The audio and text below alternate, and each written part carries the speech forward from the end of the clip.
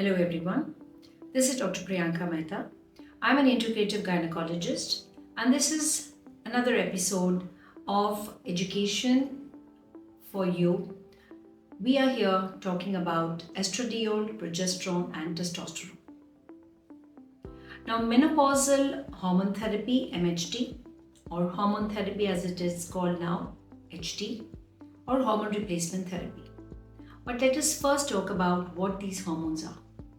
So estradiol is the most important hormone. We make estradiol when we are young. That is the reproductive age group. With the onset of puberty, when we start our periods, the body starts making estradiol from the ovaries. There are three types of estrogen molecules, E1, E2 and E3. E1 is the molecule which is more inflammatory. We make it in the menopausal phase. The peripheral fat or the belly fat kind of increases because now nature is giving us some estrogen support. E1 estrone is the inflammatory postmenopausal estrogen, and that's the reason why women increase their belly, or that's why the weight gain happens in the midsection for women. Now E1 estrone is inflammatory, and also there have been studies which have been linked to its association with the breast cancer. But we need more evidence. Estrone is not given in the hormone replacement therapy in menopause and perimenopause because this is the inflammatory hormone and this is the one we make in menopause. E2 estradiol is the master regulator. This is the most important hormone when we are young, and this is the hormone which walks out of the door in the menopause. In hormone therapy, we give estradiol as the most important hormone in different ways. Estradiol has multiple functions. It's helpful in building new bone, that is the osteoblast activity, helps build new muscle, also has receptors in the brain. All the organs of our body have the receptors for the estradiol, progesterone and testosterone. When we think of giving estradiol as a hormone replacement therapy, we usually give it through the skin, that is transdermal, because then it avoids the liver and that liver protection happens. We also have different forms of estradiol. It is available in the form of a gel, patch, spray and even cream. These hormones basically are the bioidentical hormones which I will come to later. Now estradiol's important function is not only our periods, pregnancy, but also helping to support our brain health, muscle health, bones, joint, also our heart health. That's why in the perimenopause and menopause, all the organ systems get affected. The more than 100 symptoms of menopause, starting from brain fog, sleep disturbances, anxiety, panic attacks, severe joint pain, muscle pain, palpitations, itchy ears, feeling tired, fatigued, not able to concentrate, not able to focus, not feeling like yourself, is because estradiol also maintains serotonin in the brain. Estradiol helps in new bone formation, helps with our muscle, helps with our digestion, metabolism, and kind of the whole symphony and synchrony of the hormones is lost in the perimenopause and menopause. This is definitely the most important hormone that we need to know about. Now, HRT or hormone replacement therapy is not new. We have been giving hormones from the 1940s when it was first made from either the cow's ovary or even horse's urine. Of course, the hormones which were used back then were not the same bioidentical or body identical hormones, estradiol, that we were using now. Even the studies which were done, the most famous or infamous study is the WHI study, talks about the conjugated equine estrogen, which we have used as an oral conjugated equine estrogen, also called Premarin oral, when I used to practice 20 years back. Whenever we give estradiol, and that's when we need to also add in progesterone. So from the 1940s, when the hormone was given, only estrogen causes the uterine lining to grow in the thickness. So they started adding progesterone. Of course, the progesterone which was used then was not the same bioidentical or body identical micronized progesterone. What they were using then was a different formulation, which is progestin, because progestogens itself is a huge family. Progestogens can have the micronized progesterone, which is the natural one, closer to what the body makes, and also the hormones, progestins, which are used in an oral contraceptive pill or in the Mirena, the levonorgestrel IUCD or intrauterine device. Now, progestogens are not the same. What we use in hormone therapy is the micronized progesterone, the same molecule which is made by our body. That is where it is bioidentical or body identical. Molecular structure is same as what is made by our ovaries.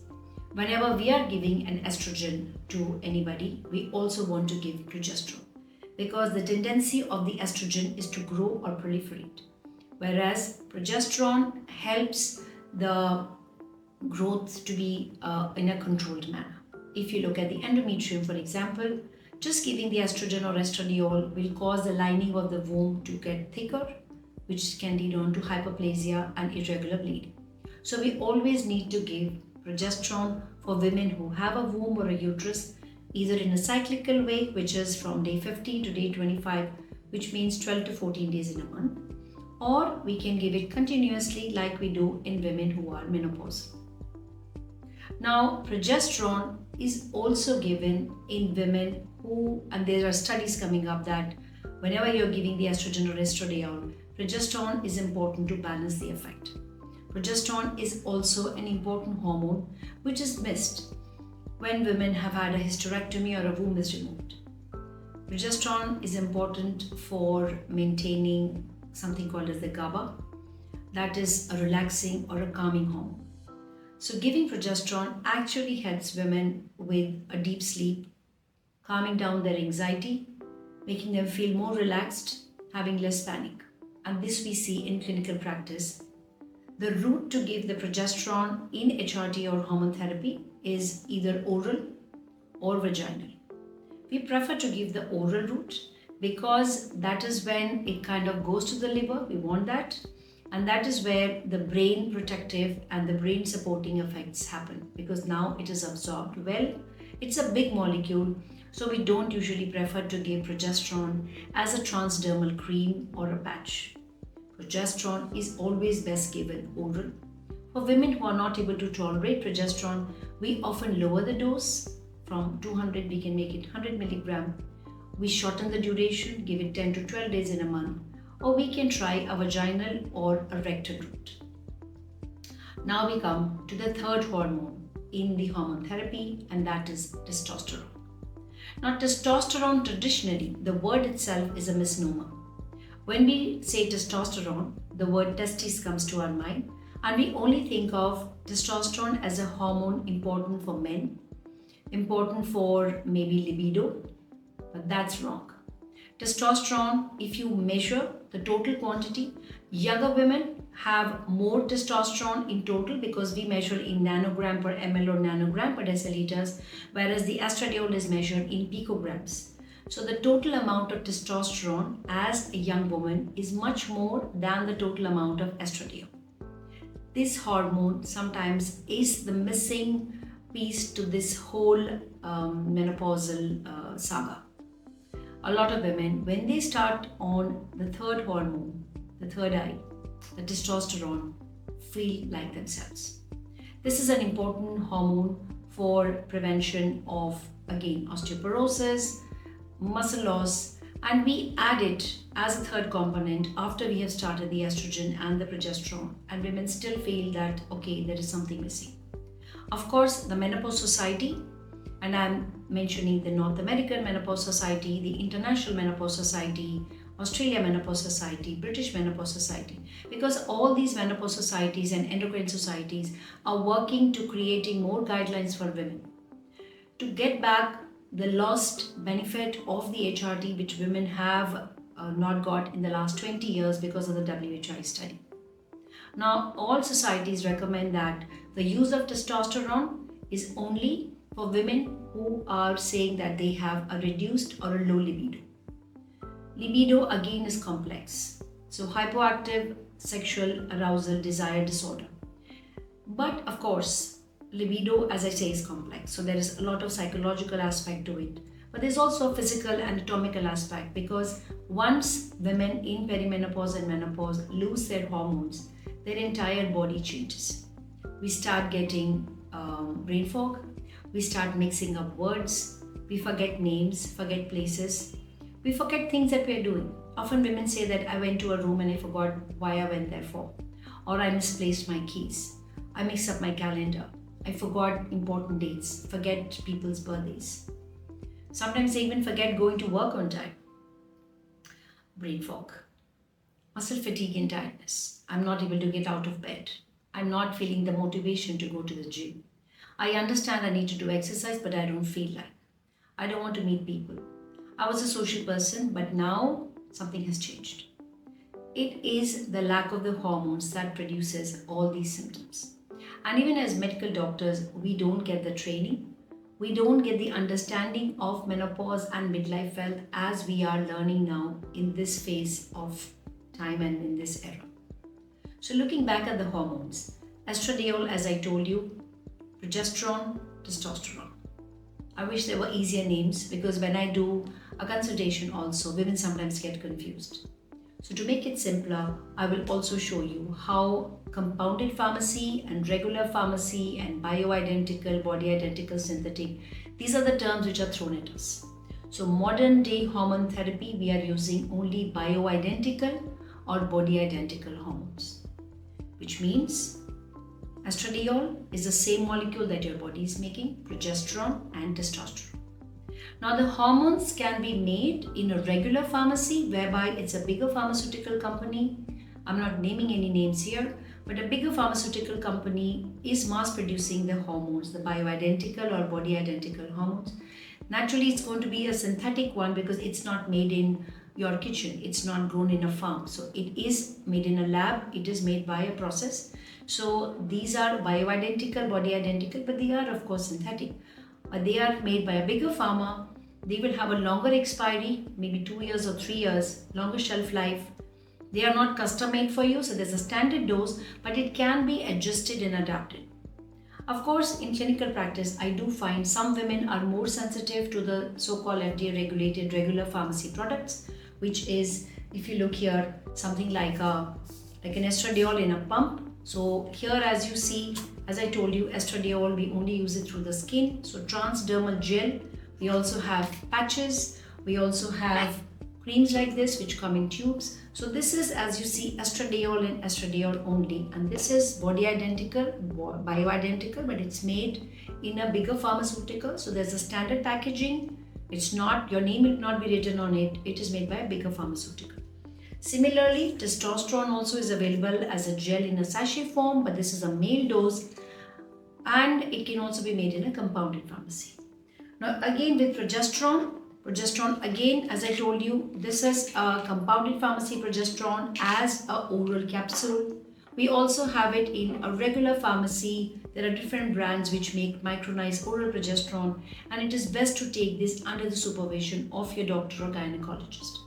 When it comes to testosterone, like I said, there is a male product which is FDA approved, but this has to be microdose. So women have to be told that, say for example, this sachet should last for 10 days.